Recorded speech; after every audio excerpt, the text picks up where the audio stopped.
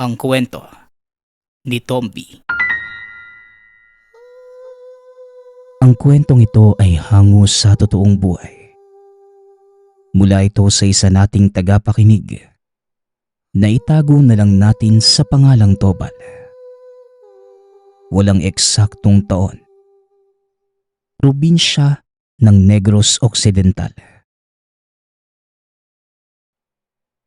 Ang pagkakaunawa ng karamihan sa mutya, gamit na pangdagdag ng kakayanan, proteksyon o hindi naman kaya pampaswerte.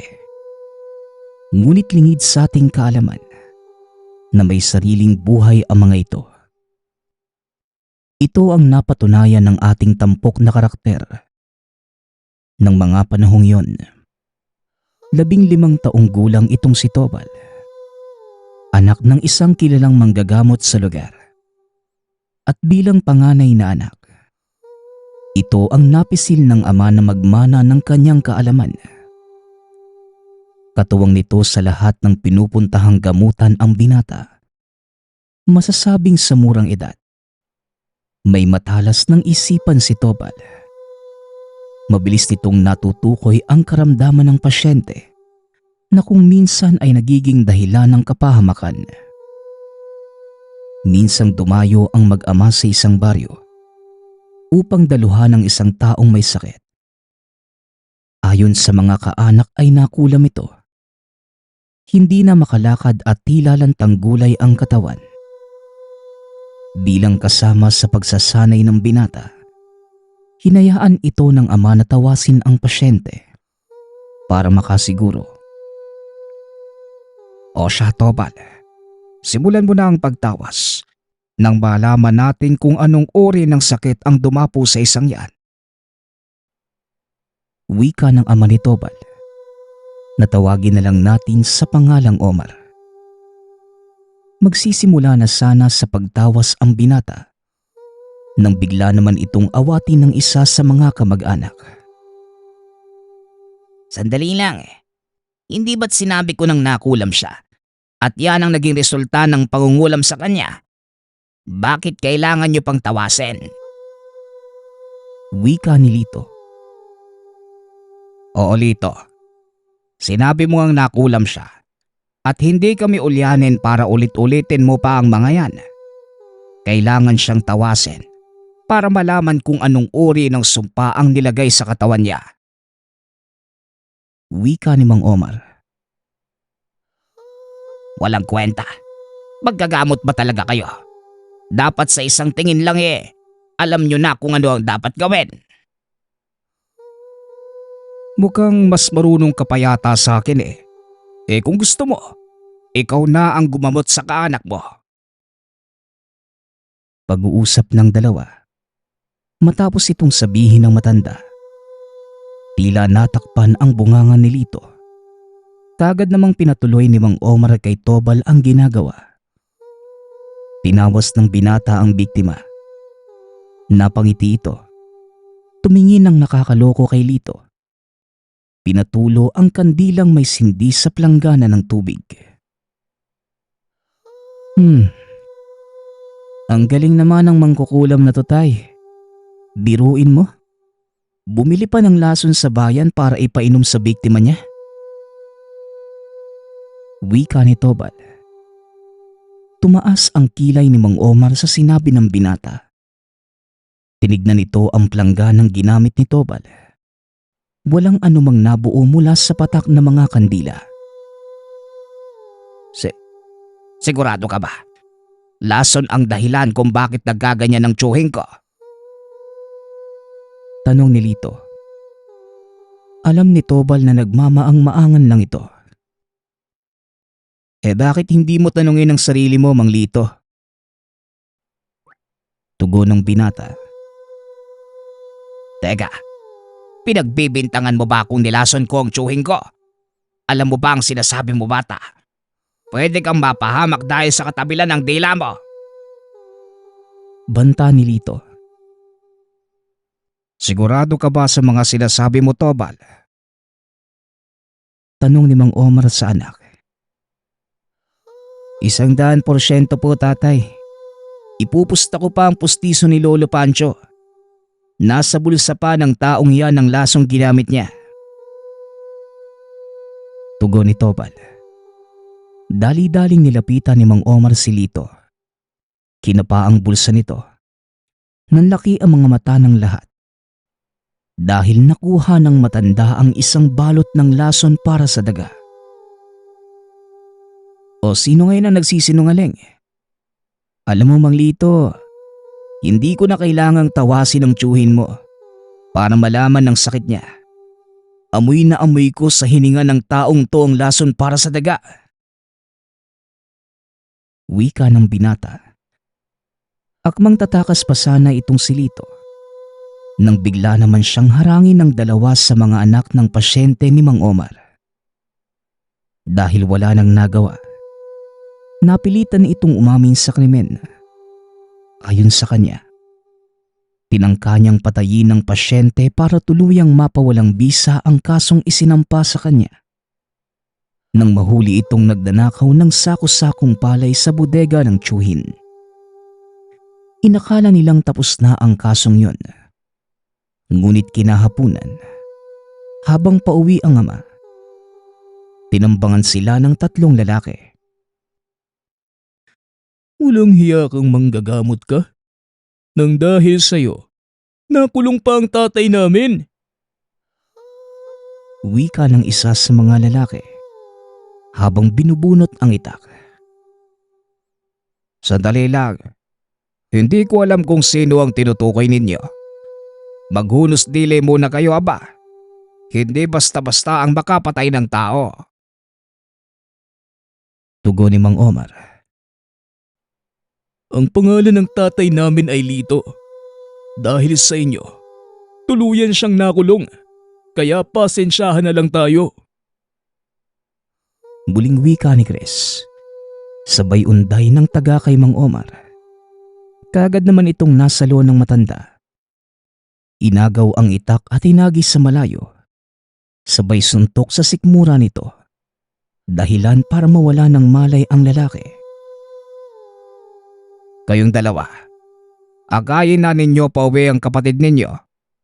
At wag na wag kayong susunod sa mga iutos sa inyo ng nakakatanda niyong kapatid. Lalo na kung alam niyong mapapahamak lang kayo. Wika ni Mang Omar. Dali-dali namang binuhat ng dalawa ang walang malay na binata at naglakad palayo. Kaya minsan tay, ayoko nang magsabi ng totoo. Madalas kasi ako napapahamak eh. Wika ni Tobal. Nagtataka nga din ako sa iyo, anak eh. Paano mong nalaman ang mga bagay-bagay? Lalo na kung sakit ng pasyente natin ang pag-uusapan. Tanong ni Mang Omar. Hindi ko nga rin alam tay. Naririnig ko lang din kasi sa isipan ko ang mga yon. Parang may nagsasabi sa akin ng lahat ng dapat kong malaman. Nagsimula lang yun tay nung ibigay sa akin ni Lolo Herming itong mutya niya. Tugon ni Tobal.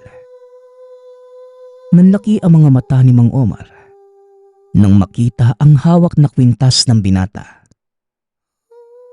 Yan ang mutya ng santol ni Lolo Herming mo. Paanong napunta sa iyo yan? At kailan niya ibinigay? Tanong ni Mang Omar. Matagal na po itong nasa akin tay. Kung natatandaan mo nung bago mamatay si Lolo, pinatawag niya ako eh. At doon binigay sa akin ng mutya na yan. Tugon ng binata. Ngunit simula nang mahawakan ang mutya, ni minsan ay hindi pa niya ito nagagamit. Bilin din sa kanya na matandang antayin ang tamang pagkakataon. Makalipas ang ilang taon, naging mahusay na manggagamot si Tobal. Ngunit patuloy pa din itong tumutulong sa ama. Nasa edad 22 na ng mga panahong ito si Tobal. Dito pa lamang nalaman ng binata ang totoong bisa ng mutya ng santol. Maliban sa panggagamot, may munting negosyo din ang ina ni Tobal. Nagluluto ito ng ulam na siya namang inilalako ng matanda sa bayan. Simula nang mapa sa kamay ng binata ang mutya, tila sunod-sunod na ang swerteng dumarating sa kanila. Isa na dito ay ang pagkakaroon nila ng pwesto sa palengke. Nakalaunay, ginawang karinderya ng nakakatandang kapatid. Ipinaubaya na ng binata ang mutya sa ina dahil nakatuon ang pansin nito sa panggagamot. Gayunpaman, kahit hindi nahawak ni Tobal ang mutya, patuloy pa din siyang ginagabayan nito, lalo na sa panggagamot. Isa sa mga pangyayaring yun ay nang minsang makaengkwentro niya ang isang mambabarang. Papunta pa lamang si Tobal sa bahay ng pasyente, naisipan nitong dumaan sa karinderya ng kapatid. Naroon din ang ina ng mga sandaling yun, kaya naman naisipan nitong hiramin panandalian ang mutya ng santol.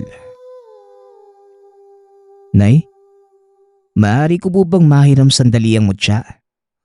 Malakas ang kutob kong hindi basta-basta ang pasyente ko ngayon eh. Ibabalik ko din naman pagkatapos. Wika ng binata. Syempre naman iho. Sa'yo naman talaga ipinagkatiwala ng lolo mo ang mutsyang ito. Kaya nararapat lang na ikaw ang mangalaga nito. Tugon ng nanay ni Tobal. Natawagin na lang natin sa pangaling Gracia. Hindi na eh. Para sa buong pamilya ang mutsyang to. Kaya hindi ko maaaring sarilinin lang ang biyayang dulot nito sa atin. O sige na po nay ha. Mauuna na po ko. Pagpapaalam ng binata. Teka sandali lang. Kumain ka na ba? Ang mabuti pa maupo ka muna sandali at paghahayinan kita ng paborito mong ulam. Kakatapos ng magluto ng kuya mo. Isa pa mahirap manggamot ng walang laman ng tiyan. Tugon ni Nanay Gracia. Wala namang nagawa ang binata, kundi maupo at alam nitong hindi siya makakalabas ng karinderya hanggat hindi nasusunod ang gusto ng ina. Habang nakaupo, pumasok ang isang lalaki at nang mapadaan ito sa kanya, tila nagulat ito. Bumalik palabas. Kamot ng kamot ang lalaking yun na tila dinapuan ng napakadaming higad sa katawan. Tumayo ang binata para sana lapitan nito. Ngunit nang makita siya ng lalaki, kaagad itong tumakbo papalayo. Ano kayang nangyayari dun? Ay nako, mga tao talaga ngayon. Magugulat ka na lang sa pinagagagawa. Wika ng binata sa sarili. Maya-maya pa ay dumating na ang ina. Bit-bit ang mainit na sinigang at isang platong kanin. Heto Tobal. Lamanan mo muna ang tiyan mo. Isipin mo din ang sarili mo bago tumulong sa iba anak. Simula nang manggamot ka, parang napapabayaan mo na ang sarili mo. Hindi ka na nag-aahit. Tignan mo nga yung mukha mo. Mas matanda ka pang tignan sa Kuya Miguel mo. Wika ni Aling Gracia. Napangiti naman si Tobal sa sinabi ng ina. Matapos kumain, kaagad na ding tumuloy ang binata. Ngunit lingid sa kaalaman niya na may nagbabadyang panganib. Habang naglalakad sa tahanan ng pasyente, bigla itong hinarang ng isang lalaki. Napagtanto ng binata na ito yung lalaking nakita sa karinderya ng kapatid. Walang hiya ka. Kamunti ka na akong mapahamak ng dahil sa'yo. Wika nito. Nagtaka ang binata dahil wala itong kaalam-alam sa pinagsasasabi ng lalaki. Bigla na lang itong naglabas ng patalim. Sinugod ang binata. Mabuti na lamang at mabilis kumilos si Tobal. Kaya nagawa niyang iwasan ang pag-atake ng hindi kilalang lalaki. Teka, ano bang problema mo? Hindi nga kita kilala eh. Ano bang ginawa ko sa'yo? Tanong ng binata. Ikaw walang ginawa. Pero dahil sa mutyang hawak mo, kamuntikan pa akong mamatay. Tugon ng lalaki. Dito na napagtanto ng binata na isang mambabarang ang kaharap. Ngunit sa halip na labanan ito, humingi na lamang ng paumanhin ng binata. Pasensya na po kayo, Manong, ha? Pero hindi ko naman alam na ganun pala ang epekto ng mutya sa inyong mga mambabarang. Wala naman ako masamang tangka sa iyo eh. At hindi ko din gustong saktan ka. Kaya kung pwede, palampasin na lang natin to. Pasensya na lang ulit. Wika ni Tobal. Palampasin? Sa palagay mo hahayaan kitang makalampas matapos ang ginawa mo sa akin? Tugon ng lalaki. Napailing na lang ang binata at kagad tumalikod. Baala ka nga, Manong. Basta ako, wala akong masamang intensyon sa'yo. At wala din akong balak makipagtos. May kailangan pa akong puntahan eh. Kaya naman, iiwan na po kita dyan ha. Pero kung talagang gusto mo akong makalaban, pues nasa sayo yon. Hayaan mo lang akong tapusin ang mga dapat kong gawin ngayong araw. Wika ni Tobal. Sabay lakad papalayo. Wala namang nagawa ang lalaki. Dahil sa totoo lang, natatakot din ito sa maaaring mangyari sa kanya. Lalo pat alam nitong protektado ng isang makapangyarihang mutya ang binata. Sa kalagitnaan ng paglalakad, napahinto si Tobal at muling lumingon sa lalaki. Siya nga pala, Manong. Ano po bang pangalan mo? Tanong ni Tobal. Bakit? Kailangan mo ba bang malaman? Tanong ng lalaki. Wala lang, Manong. Gusto ko lang malaman ang pangalan ng taong maaari kong maging kaaway o kaibigan. Wika ni Tobal.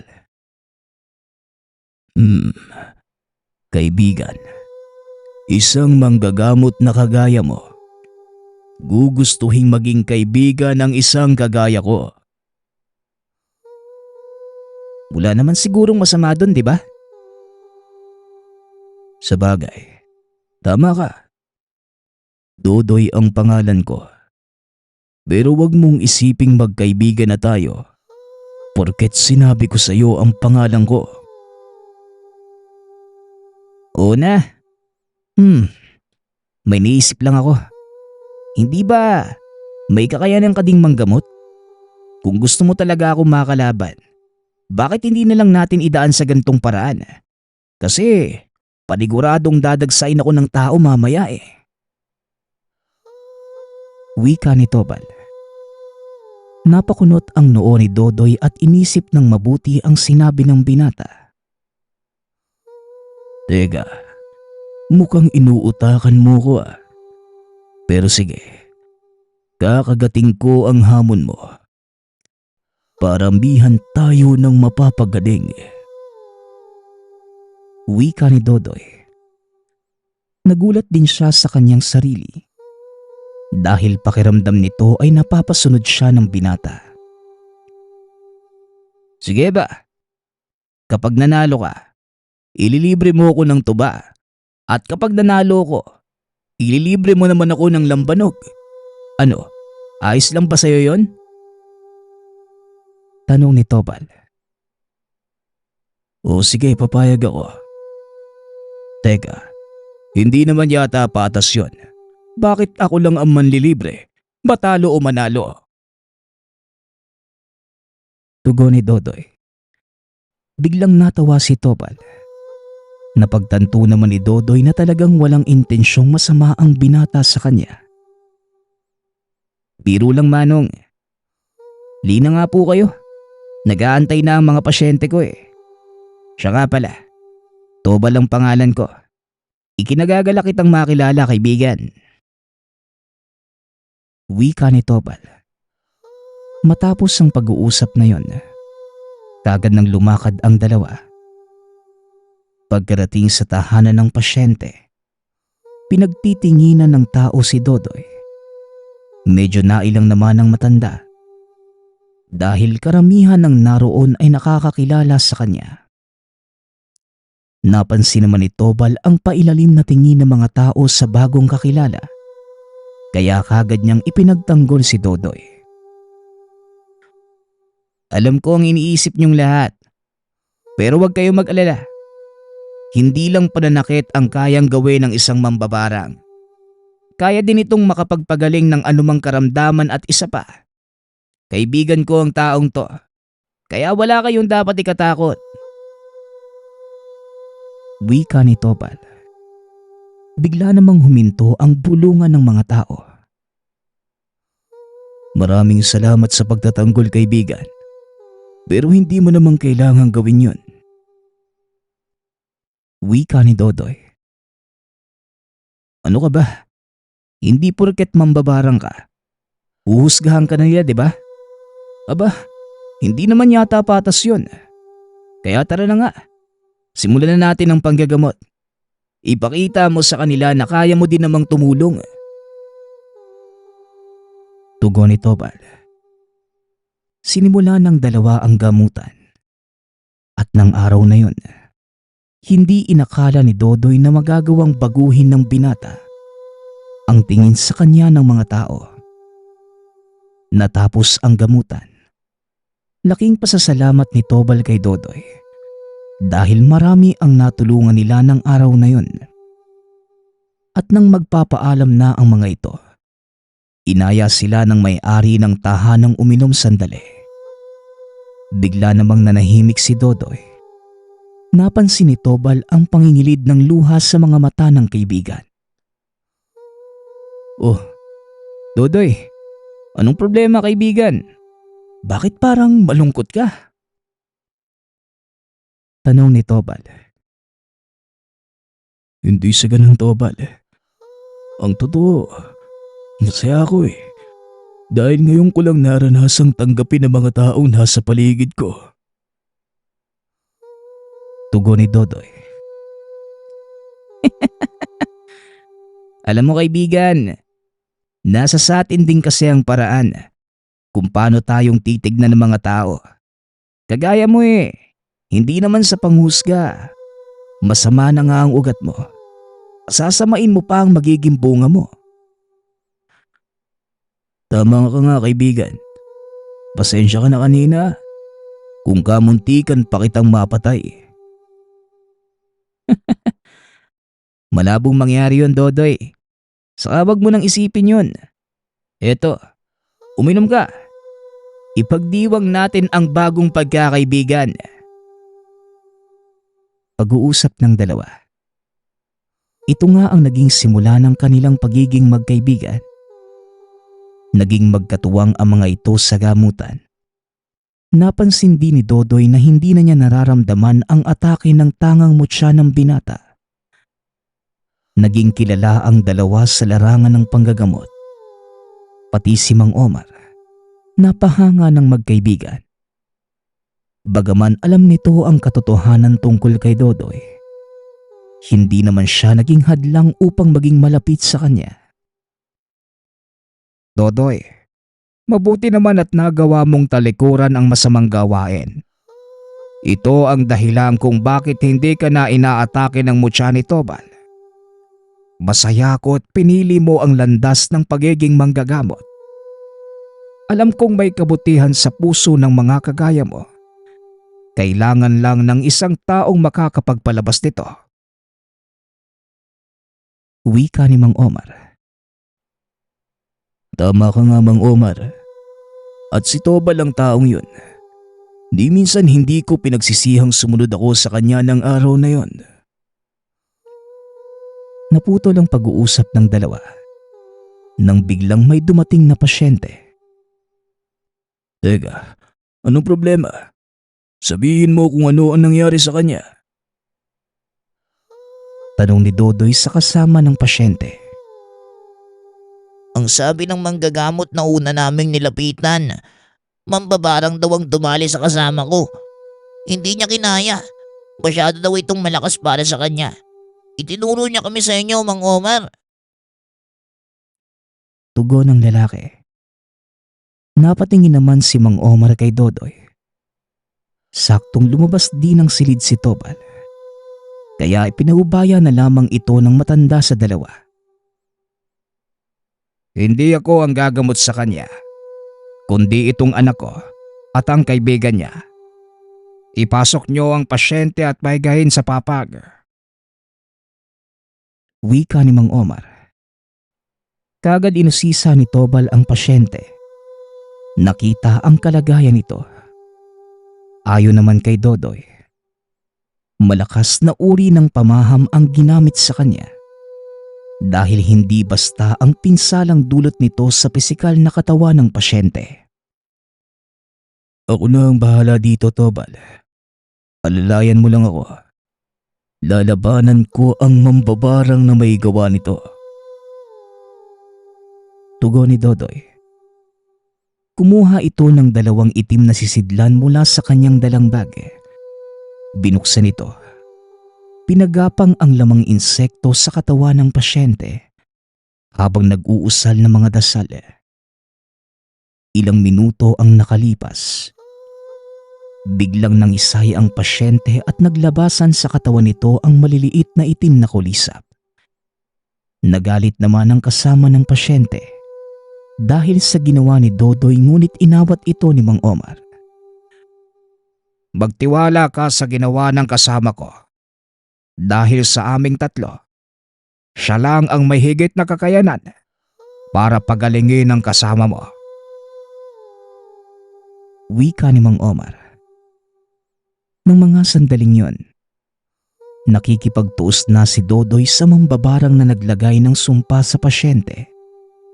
Bagaman hindi umaalis sa kinatatayuan, ramdam ni Tobal ang hirap na pinagdadaanan nito at naisip ng binatang tumulong. Hinawakan ni Tobal sa balikat si Dodoy. Laking gulat ng lahat dahil napaangat ang katawan ng pasyente at kagad ding bumaba. Huminto sa pag-uusal si Dodoy. Nilingon si Tobal. Patay na ang mambabarang, Tobal. Nanalo tayo. Wika ni Dodoy. O teka, nanalo tayo ah. Pero bakit mukhang malungkot ka? Tanong ng binata. Saka pa lamang nito na pag-alaman na ang mambabarang na napatay ay walang iba, kundi ang mismong kapatid ni Dodoy. Kapatid ko ang may kagagawan. Pero wag mong sisihin ang sarili mo, Tobal. Nararapat lang sa kanya yon. Ilang beses ko na siyang binalaang ihinto na ang ginagawa, pero tuloy-tuloy pa din siya. Wika ni Dodoy. Matapos ang gamutang yon, mas lalong napatunayan ni Mang Omar na matuwid ang landas na tinatahak ni Dodoy. Sa paglipas ng panahon, tuluyan ng minana ni Tobal ang kakayanan ng ama. Mahina na din ito at wala ng kakayanang pangmanggamot. Samantalang sina Tobal at Dodoy naman, kung saan-saan ang nakarating. Mas lalong kinilala dahil sa kanilang tambalan. Hindi inaasahan ni Dodoy ang pangyayaring ito sa buhay. Maging si Tobal, hindi din inakalang magiging instrumento siya sa pagbabago ng isang dating masamang tao. Nagbago ang lahat para kay Dodoy. Kung dati ay nilalayuan ito ng mga tao, ngayon marami na ang humahanga sa kanya. Dahil ito kay Tobal at sa tanga nito, mutya ng santol.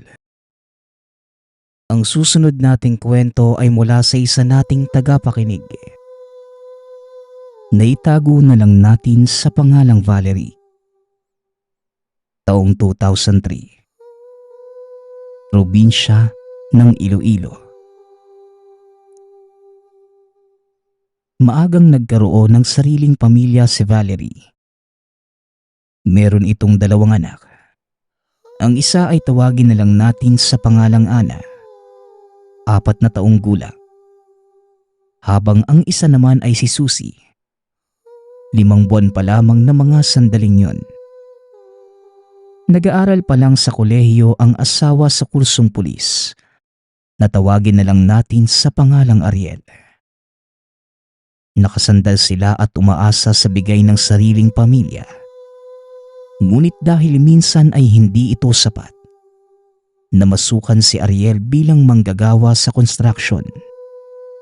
Pagkagaling sa eskwelahan, habang si Valerie naman tumatanggap ng labada maraos lamang ang pang-araw-araw na buhay. Langga, punta muna ako kay na Tia Cora mamaya ha. Mangungutang lang ako ng bigas. Iiwan ko muna ang mga bata kina Nanay Nida. Mahirap magbitbit pagkasama ko sila eh. Wika ni Valerie. Pagpasensyahan mo na Langga ha. Alam kong nahihirapan ka din sa sitwasyon natin. Konting tiis pa ha. Pag nakapagtapos na ako, giginhawa din tayo. Tugon ni Ariel.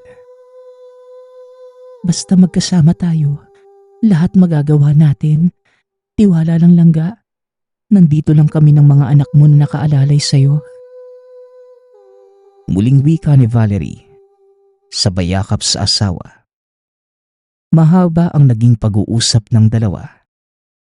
Kahit mahirap, parehas silang nagsusumika para makausad sa buhay. 9:00 ng umaga, hinatid na ni Valerie ang mga anak sa ina. Papunta na ito sa tindahan ng tiyahin para mangutang ng bigas. Habang binabagtas ang daan papuntang tindahan, nakasalubong niya ang dating kaibigan na tawagin na lang natin sa pangalang LV. Matalik na kaibigan na nakakauwi pa lamang galing ibang bansa. Napatingin si Valerie sa kaibigan. Nakaramdam ng kaunting inggit. Magara, nakadamit ng maayos, nakasuot ng mamahaling palamuti ang kaibigan. Nang bigla siya nitong niyakap at kinamusta. Oh Mare, kumusta ka na? Naku ha, nagtatampo ako sa'yo.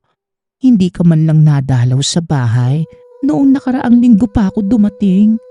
Tara nga, halika't magmerienda muna tayo. Libre na kita. Wika ni LV. Nakakahiya naman sa'yo, Mare. Kamusta ka na din? Ang laki na ng pinagbago mo ah. Mas lalo kang gumanda.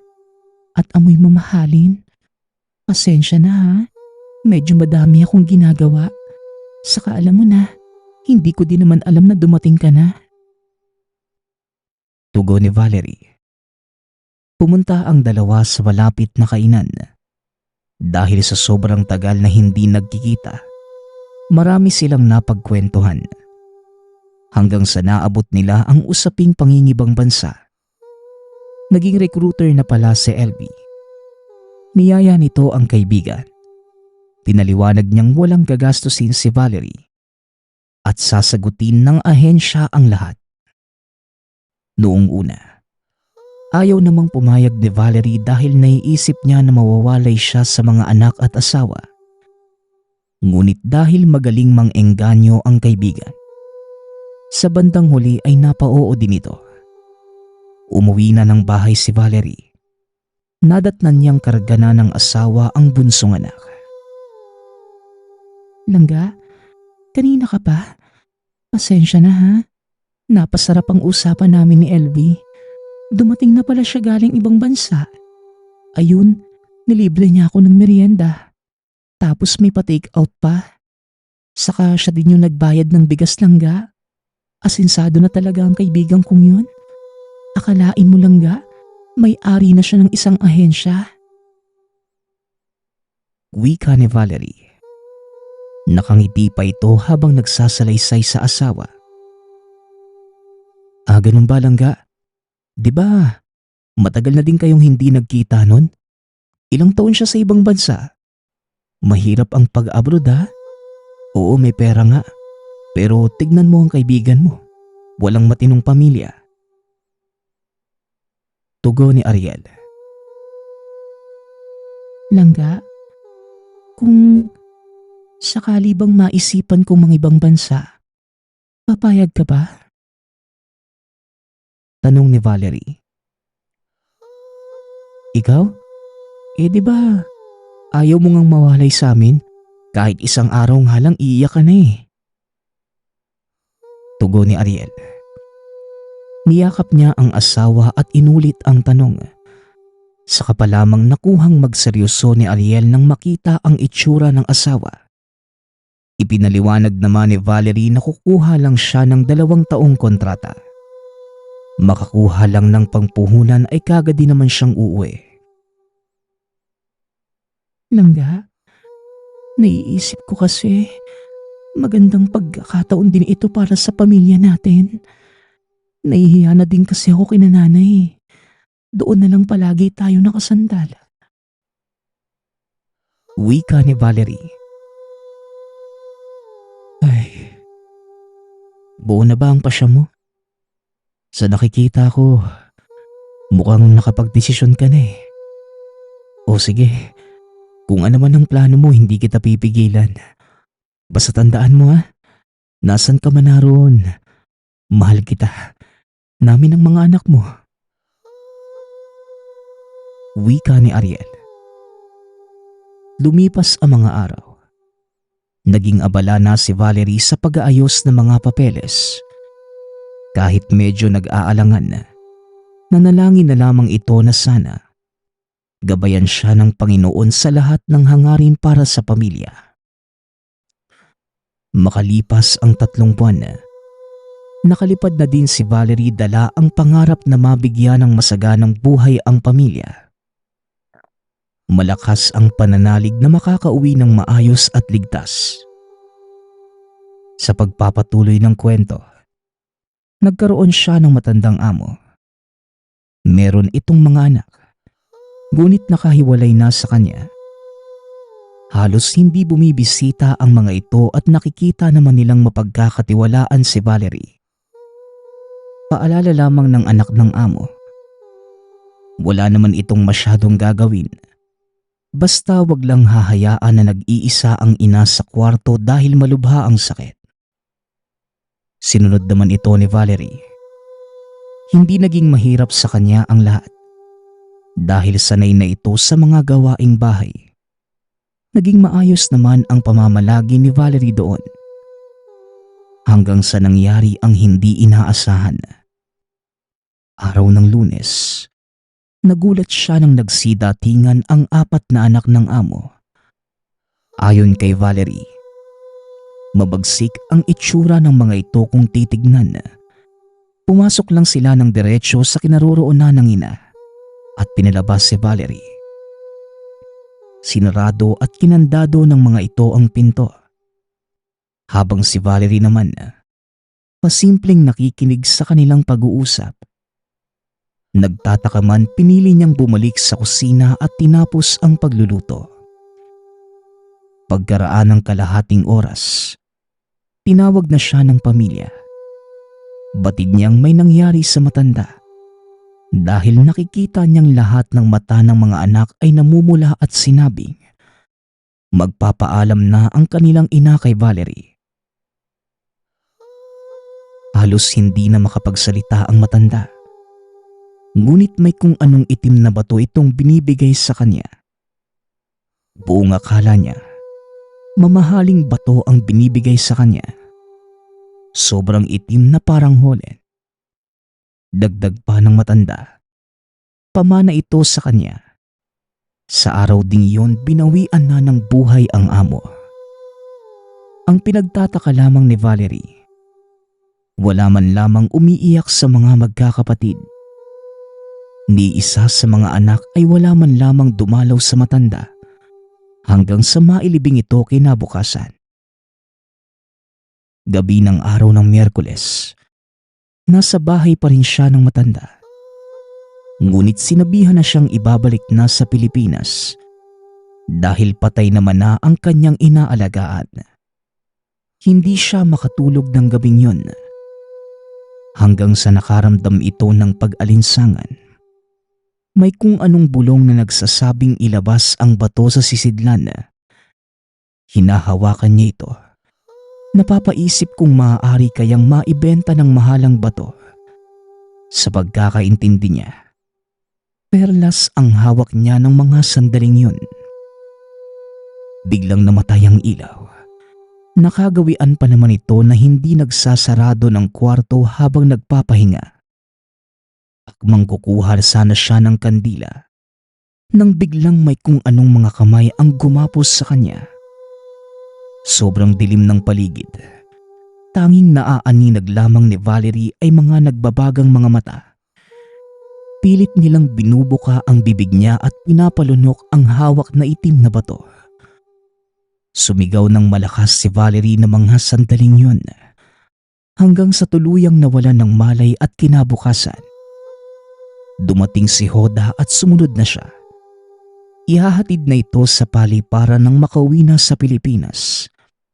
Ni hindi niya nagawang makapagsalita ng maayos sa anak ng amo. Nagulat ang asawa nang makita niyang sakay ng tricycle si Valerie. Maraming mga katanungan sa utak si Ariel. Pero hindi na muna niya tinanong ang asawa. Pinagpahinga na lamang muna niya si Valerie ng araw na yun.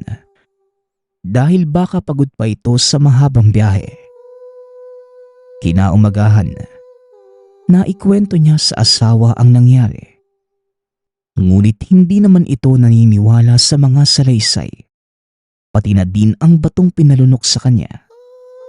Inakala pa ni Ariel na gumagawa lamang ito ng kwento. Grabe naman langga. Kawawa naman ang matanda, no? Pero hindi bale. Ang importante, nakauwi ka na at kasama ka na namin. Wika ni Ariel. Oo nga langga eh. Huwag na natin muna pag-usapan yan. Kamusta ang mga bata kina nanay? Mamaya, sunduin mo na sila ha. Sabik na ako sa mga anak natin. Tugon ni Valerie. O siya, sige na langga ha.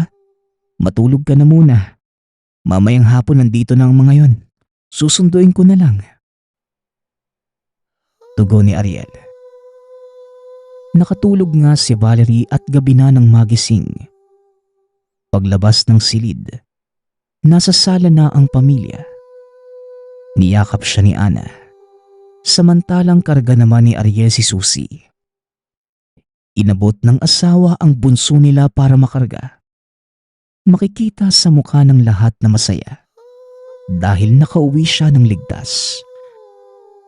Sa hindi may paliwanag na dahilan, nag-iba ang pakiramdam ni Valerie.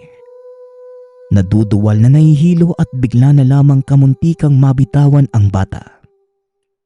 Nag-aalalang lumapit si Ariel sa kanya at tinanong kung ayos lang ba ito. Hanggang sa bigla itong naglaway at nanlisik ang mga mata. Abay anak, anong nangyayari sa'yo?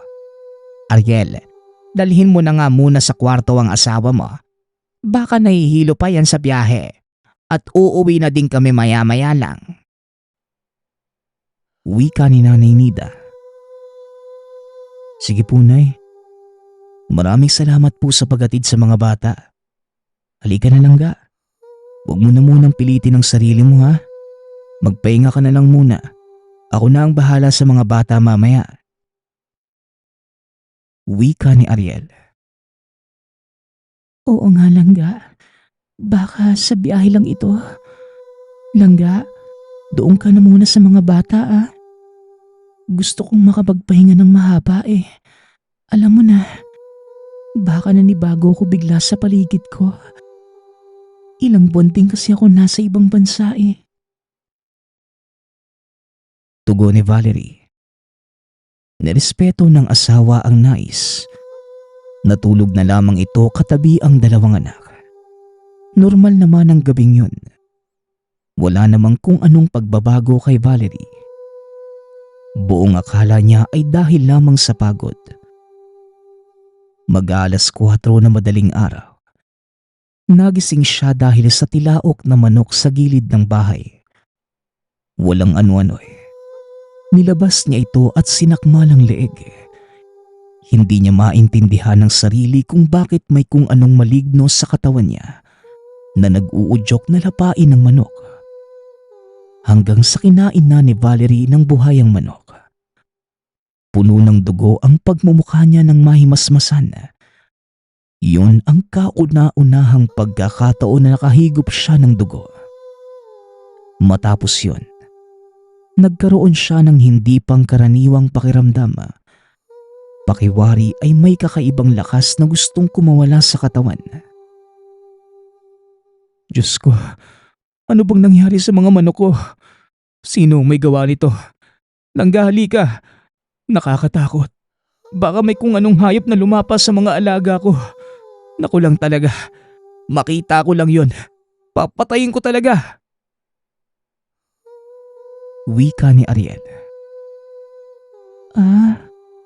Baka ako? Oo, tama. Ako? Ang ingay kasi ng mga manok mo kaya pinatahimik ko lang. Kawawa ba? Hayaan mo na yan, Langga. Halika, nahanda ko na ang almusal. Ilibing na lang natin ang katawan niyan. Baka mangamoy. Tara na. Wika ni Valerie. Nagtataka man sa pahayag ng asawa at sa dugo sa bibig nito. Inisip pa rin ni Ariel na baka nagbibiro lamang ang asawa. Kaya hinayaan na lang niya ito. Hindi naman mulat si Ariel sa mga kwentong aswang. Saka walang ganun sa kanilang lugar. Dahil marami silang kapitbahay. Lumipas pa ang ilang mga araw. Normal lang naman ang kinikilos ni Valerie. Sobrang maasikaso pa rin sa mga anak. Ang pinagtataka lamang ni Ariel, hindi na sila nakapagtalik ng asawa. Yun bang nawala ang gana nito sa kanya? Madalas na sinasabi ni Valerie na masakit ang tiyan niya at may kung anong laman sa loob. Bukod dito, palagi itong nagkukulong sa kwarto lalo na kung araw. Ayaw din naman itong magpatingin sa doktor at sinabing baka naninibago lamang siya. Napapaisip na lamang si Ariel na baka nga hindi lang sanay ang asawa. Buong akala niya, magiging maayos na ang lahat. Hanggang sa isang buwan na lamang at tuluyan ng makakapagtapos si Ariel. Natutuwa siyang sa hirap at ginhawa. Kasama niya si Valerie. Ni hindi niya ito mapag-isipan ng masama. Sa pagpapatuloy ng kwento, nagpaalam si Ariel na makikipag-inuman sa mga kaibigan. Gagabihin na sa pag-uwi. Pumayag naman si Valerie dahil hindi naman madalas ang paglabas ng asawa at tuwing may okasyon lang naman. Langga, ikaw na muna ang bahala sa mga bata ha. Si Susie, maaga mo nang patulugin para hindi ka mahirapan. Si Ana naman, maglalaro lang naman yan pero matutulog din pag nakita niyang nakatulog ang kapatid niya. Bilin ni Ariel. Huwag kang mag-alala. Ako nang bahala sa mga bata. Kaya ko na to. Saka hindi na din naman sumasama ang pakiramdam ko, Pangga eh. Sige na, mag-iingat ka ha. Tugon ni Valerie. Nagtataka si Ariel dahil mukhang masaya ang asawa. Hinalikan pa siya nito bago umalis. Binaliwala na lamang niya ang pag-iisip. Dahil baka nga hindi na masama ang pakiramdam nito. Hindi niya alam na yun na pala ang maghuhudyat ng tuluyang pagbabago sa buhay nilang mag-asawa. Mag-aalauna nang makauwi si Ariel. Hindi madilim sa labas dahil maliwanag naman ang ilaw ng bilog na buwan. Umatungal ang aso na para bang may kung anong nakikita. Kinilabutan si Ariel. Ngunit hinayaan niya na lamang ang pakiramdam dahil baka gano'n naman talaga ang mga aso kapag gabi. Pinagbuksan siya ng asawa. Habang tinititigan niya si Valerie, nag-iiba ang itsura nito. Maging ang amoy ng bahay ay hindi niya din maintindihan ng mga oras na yon.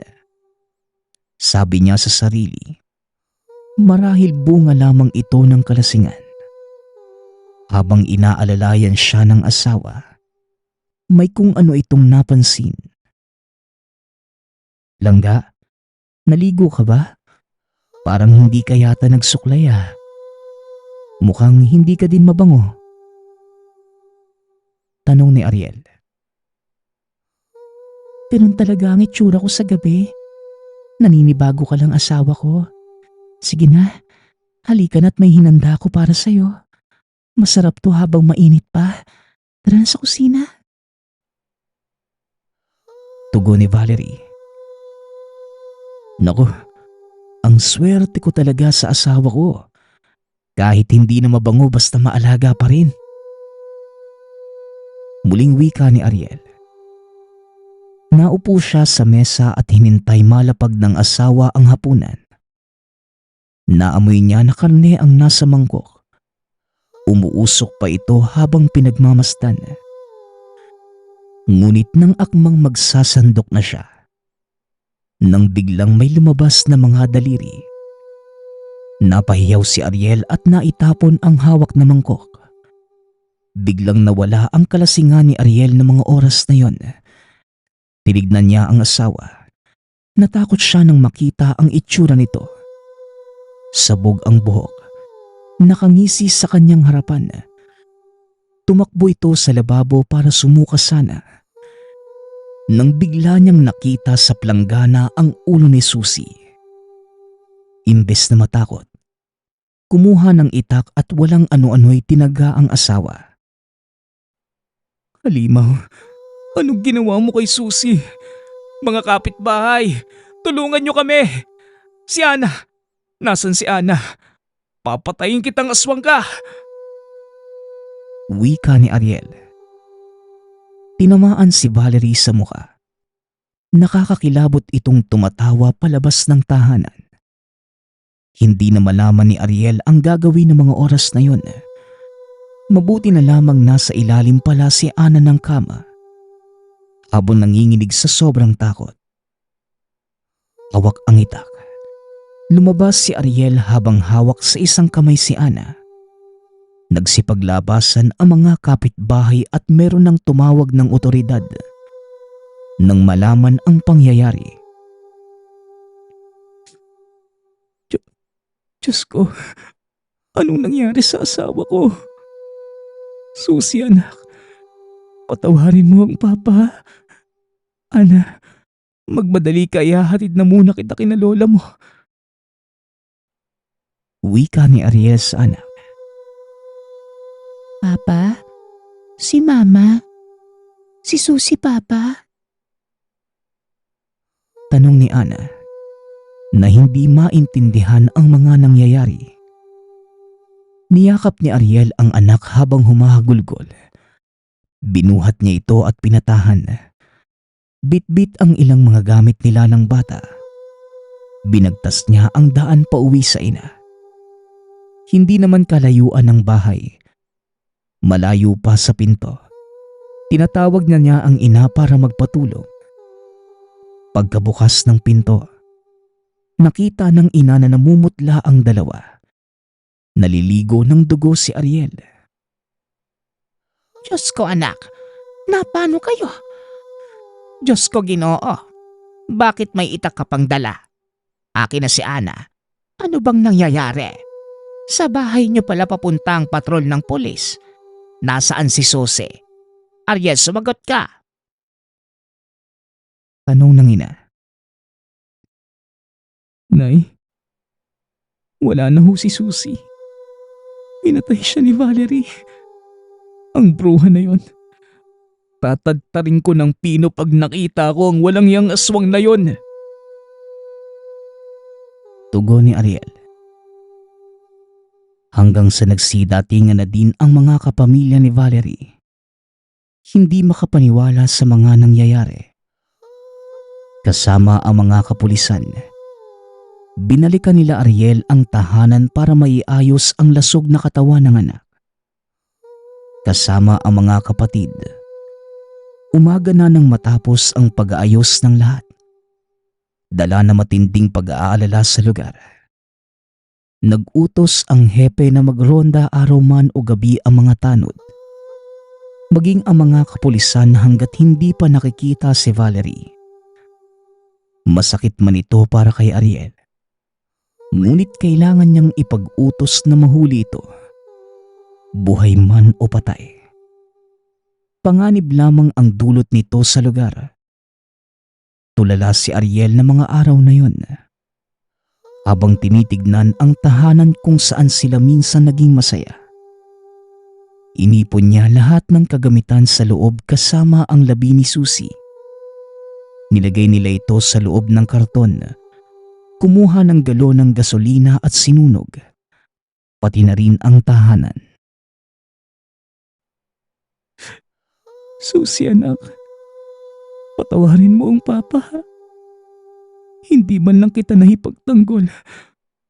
Pero pangako ko anak, ipaghihiganti kita. Pagbabayarin ko ang demonyong aswang na yon sa ginawa niya. Wika ni Ariel.